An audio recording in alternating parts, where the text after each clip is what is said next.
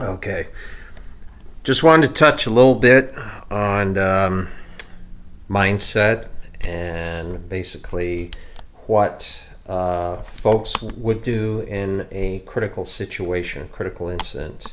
Because just like you saw in that clip, a situation like this where it's just sudden, it's violent, there's shooting involved, all this type of stuff. What happens is, as you saw in the clip, some people know what to do and some people don't know what to do. Because if you saw in that clip, there's all this chaos and anarchy going around, but a lot of the troops don't know what to do.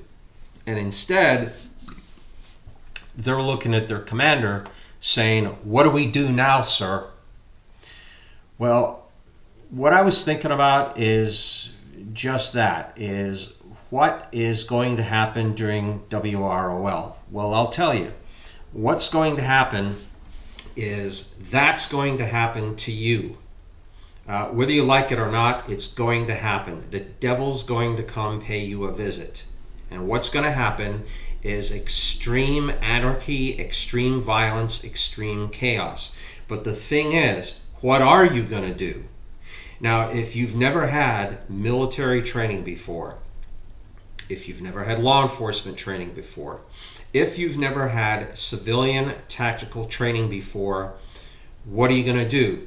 Well, in situations like this, what commonly occurs is the brain goes into shutdown mode if it doesn't have an answer. If it doesn't have an answer, it starts to go into shutdown mode. It starts to revert into full-blown panic because it doesn't know what to do. It had no training. It doesn't know what to do. The brain is searching for an answer. It's searching for a way to get out of this chaos. And if you've never had any type of training before, it goes into meltdown mode. Also, what will happen is there's going to be those folks that do know what to do, just like you saw in the clip. What do we do now, sir? And what they did was they started giving orders. Okay? Get out of my ass and start moving inland. Get out of here. Start doing this. Start doing that. And what that type of leadership does is it brings the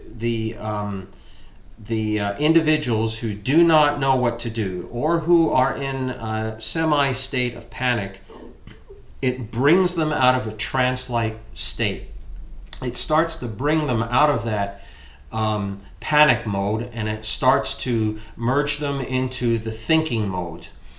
Just like jumper cables on their brain. It starts to get them out of that panic mode. They start thinking of solutions. The panic starts to reduce, and they start getting motivated in ways to get out of this. Now, in situations like that, you'll see where the brain will start to get tunnel vision. Things may start to move in slow motion. The hearing gets diminished. They're not very aware of what's going on to their left and right. Just that tunnel vision mode. Things start to happen in slow motion. Okay. This is where the training comes in. And this is basically the message of this video, is that if you do not have training of any type at all ever in your life, there may be a real big problem. I'll put it to you that way. You've probably seen situations where, when they do shoot, don't shoot training, there's a safe way to do it, where you get into one of these professional shooting academies where you can do shoot, don't shoot. The only thing is, if you make a mistake, it doesn't count. You get to learn from it. Whereas in real life, if you make a mistake, it may cost somebody who was innocent their life, or it may cost you your life, depending upon the type of mistake. So that's all I got for you, just real quick. Please get the training. Please get the technical training. Not target training, tactical training. You may look up places like Front Sight in Arizona. You may look at shooting academies like Thunder Ranch up in Oregon, or many of the other very fine shooting academies. But what you need to get is tactical training, not target shooting. Okay? Where the incident I'd like to throw at you is in California in 1970. They had a thing called the Newhall Incident. And basically what the Newhall Incident was there was two California highway patrolmen that stopped a couple of suspects. Well, the suspects jumped out, started shooting at them, killed both of the officers. A few minutes later, two more highway patrolmen arrived, and the suspect shot them dead. Then some passing motorists, or a passing motorist, came to the aid of the officers, picked up the officer's gun, started shooting back at the suspects, etc., etc., etc. You can Google the Newhall Incident, read it for yourself. But the one point I wanted to make to you about that was what they found out during the investigation was in the officers' pockets, they found empty shell casings. And what it was during the shootout, what the officers had done was they stopped, they ejected their rounds into their hand, and then they put the shell casings away nice and neatly into their pockets. Now, why was it they did that? Well, the answer was because that's all they knew. That was their training. Their training was that they did target shooting. Bang, bang, bang, bang, bang, right? Reload. Bang, bang, bang, bang, bang, reload. But when they dumped the shells out, they always put the shells in their pockets so that they did not have to police up the brass at the end of the shooting period, okay? Now, that was 1970.